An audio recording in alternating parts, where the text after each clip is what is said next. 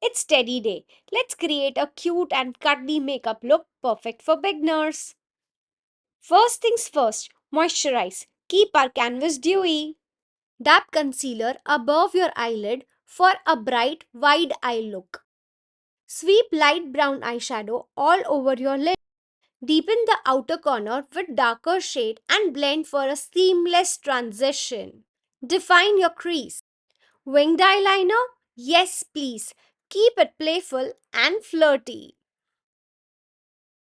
Brighten under your eye with concealer, easing any sleepiness. Foundation evens out the skin tone, followed by a light dusting powder to set it. Now, the fun part, green kajal on the waterline and below, blending for a subtle pop of color. Pack with some green eyeshadow. Blush adds a touch of warmth, highlighter creates a soft glow, and a nude lipstick completes the look. A swipe of mascara adds volume and definition. And there you have it, teddy bear makeup look. Now go cuddle your favorite teddy and have a happy teddy day. Don't forget to follow.